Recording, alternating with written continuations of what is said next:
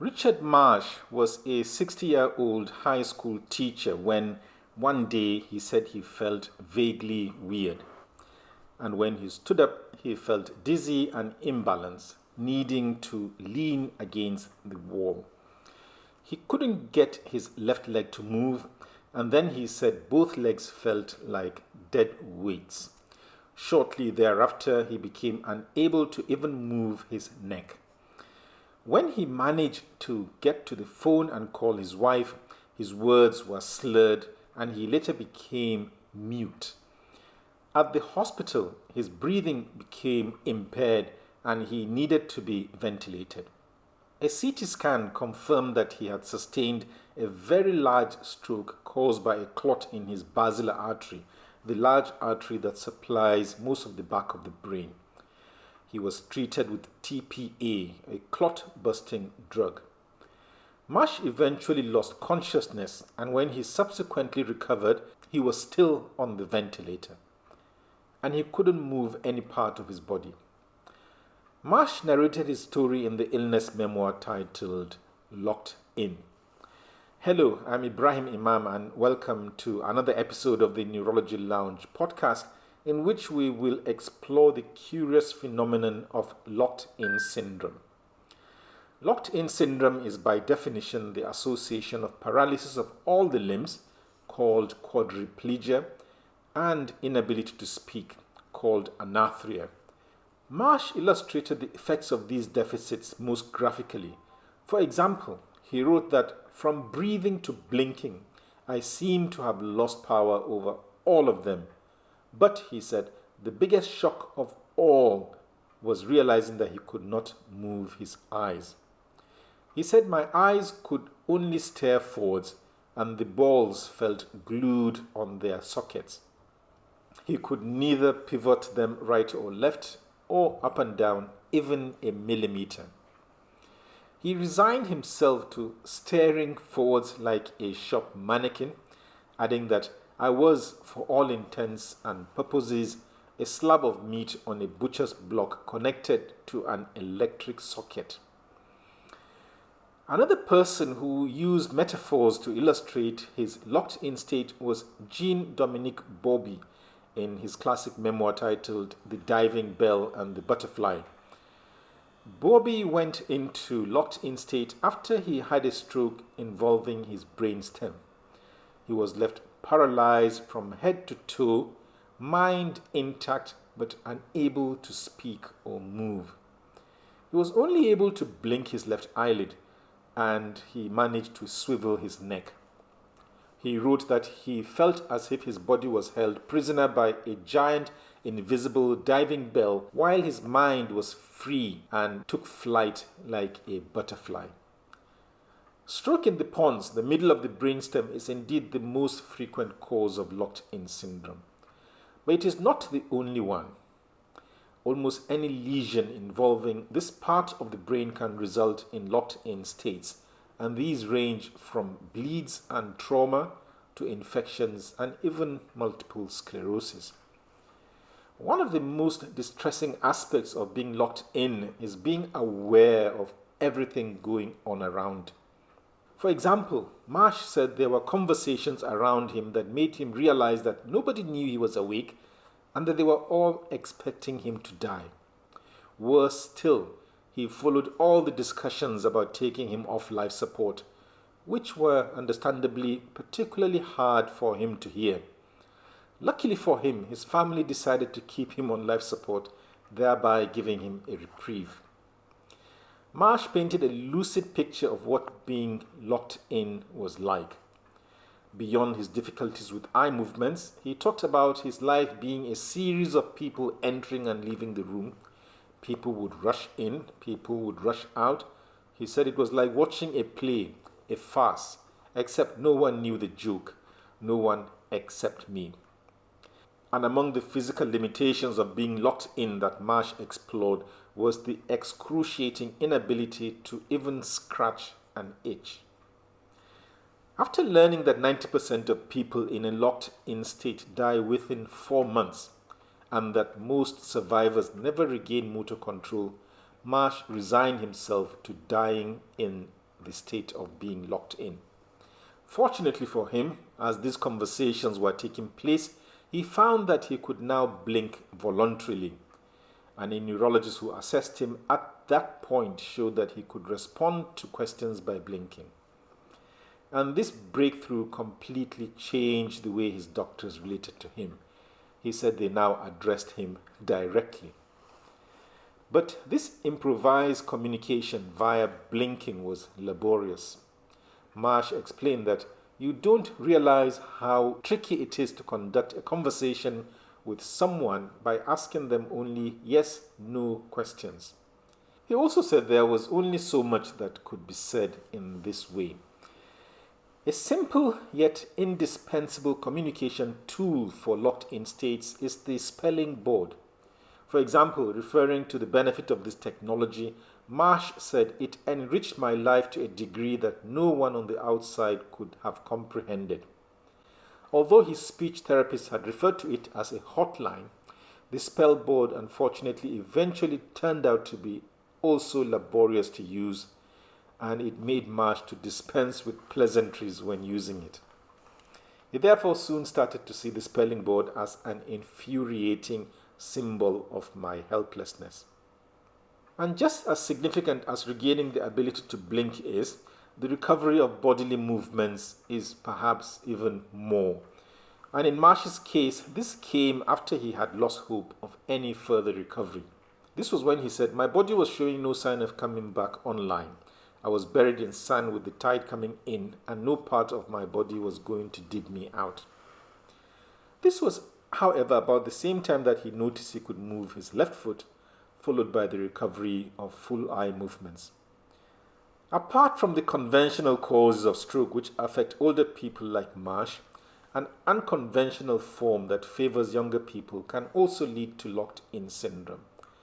This is illustrated by the case of Sandra Nett, who was only 40 years old when she suffered a stroke, a story she narrated in her memoir titled Blink. Nett had phoned her husband to tell him that she was going for a chiropractic treatment, something she said she had done on a regular basis. However, she rang him within an hour sounding confused and desperate and unable to see the road as she was driving. When he found her, Nett was speaking slowly, unable to see clearly, and very dizzy. She then felt a tingling sensation in her bottom lip and then complained that her finger was numb. It turned out that she was experiencing multiple strokes. An MRI of her brain showed that she had sustained a brainstem stroke and that both of her vertebral arteries in the neck were severely damaged. She had sustained tears in the neck arteries, a situation called a dissection. This was most probably following her chiropractic manipulations. What happens is that clot form on the exposed arteries, get dislodged, and then block blood supply further downstream. Nett was ventilated and transferred to a larger hospital where she could only communicate by blinking. She was locked in. What she said was the closest thing to being buried alive. She would have no way of scratching an itch, rolling over, stretching, or functioning with any independence. Another young person who developed locked-in syndrome from problems with her neck artery is Claudia Dunlop, and she narrated her story in the memoir titled A Return to Duty. In narrating the onset of her illness, Dunlop, a police officer, said, "I was washing my hands when suddenly my body felt like jelly. A wave of nausea surged through me. I felt hot. The bathroom began to spin. I fell to the ground." She managed to phone for help, which arrived as her symptoms began to settle. She was therefore discharged as a case of unexplained lack of consciousness. Her symptoms, however, recurred at home and she lost consciousness again. On recovering, she realized that she was now unable to move or speak, as if her body had been disconnected from her brain. She said she felt like an astronaut detached from my spacecraft and drifting into space. She added that I tried to move my head to look around. Nothing happens. She tried moving her arms and legs. She tried shifting her body in bed. Nothing was moving. She said she panicked and screamed, but she heard nothing. She made no sound. She wrote of how she felt more helpless than a newborn child, who she said could at least feed, make noise, kick its legs, and wave its arms around.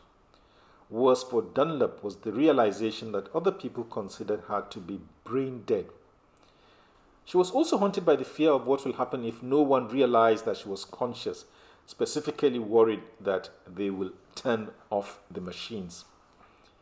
In portraying her sense of isolation as a person in the locked-in state, what she called a living hell, Dunlop described the frustrations of being alone with her thoughts, of being ignored, and of hospital staff seeing her motionless body without appreciating that she was aware of what was going on around her.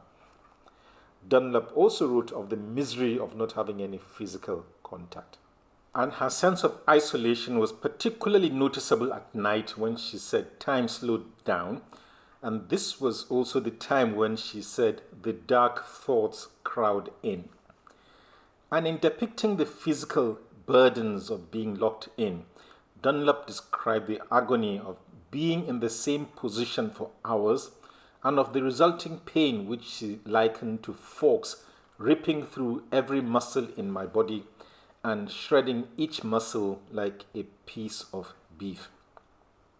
And the physical afflictions were not always caused by major triggers, for Dunlop was also tortured by such things as a wisp of her hair across her face and even the sensation of her crumpled nightdress on her skin.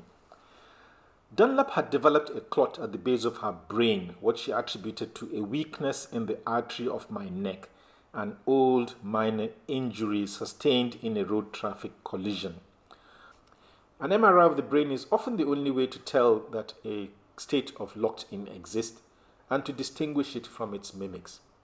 And these range from vegetative states to the late stages of motor neuron disease. Apart from an MRI scan, other tests that may be helpful in confirming the locked-in state are a PET scan and an electroencephalogram.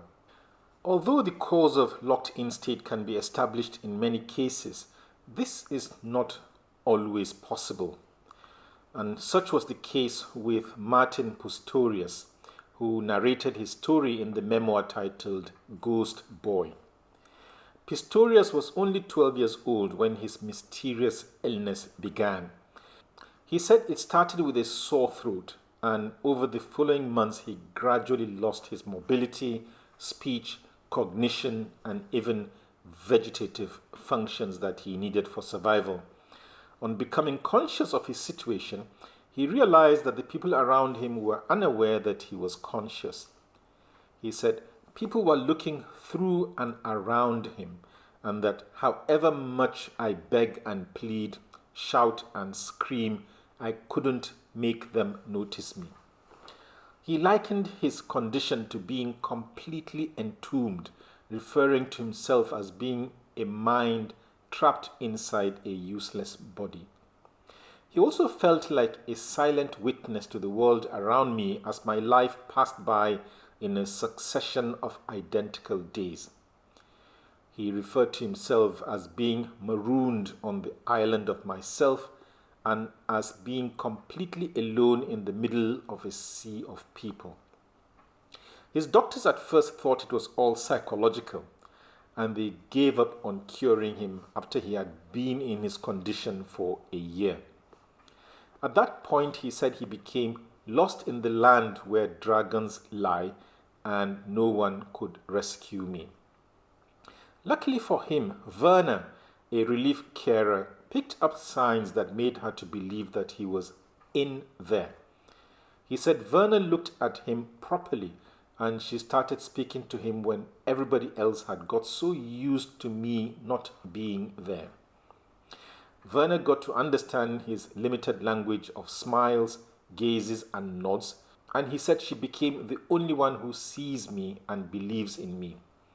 He said Verna dispelled all the doubts that other people had about his consciousness and convince his family to arrange a formal test of awareness. He said Werner gave him safe passage from my silent self. He eventually mastered a sophisticated electronic speaking equipment, which he said brought him back to life. The management of locked-in state, however, goes beyond the enhancement of communication. These include such essential interventions as multidisciplinary rehabilitation and psychological support. There's also another important strategy in the early stages of locked-in state, and this is induced coma, an approach that was used for Mia Austin, as she narrated in her illness memoir titled In the Blink of an Eye. Austin was 21 years old when she had a massive stroke, which she said left her unable to talk, move, or eat. She had been suffering with headaches for a few months by then, and on the fateful evening, she had left the gym with a banging headache and she was feeling faint. The headache worsened at home and she fainted on attempting to stand up.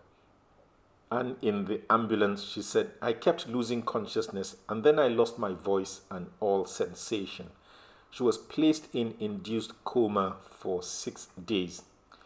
On coming out of it, she was locked in, aware but responsive, communicating only with her eyes. Whilst all the examples cited in this podcast recovered from their locked-in state, this is unfortunately not always the case. The mortality in the acute phase can be up to 75%, and the cause of death is usually due to respiratory complications. To explore locked-in syndrome further, I will be speaking to Kate Allert, author of the memoir titled Running Free, and this will be in the next podcast. Thank you very much for listening to or watching the podcast. If you found it enlightening and helpful, do click on the like button, and why not subscribe to the YouTube, Apple, or Spotify channels of the podcast so that you don't miss the next episode. And whilst waiting for that, you might want to explore my book, Surfing the Brain, which has a light touch neurology, or you might want to explore the harder aspects of neurology, in which case you can check my online neurology database called Neuro Checklist. Thank you very much. Until the next time when I'll be with Kate Allert, have a nice time.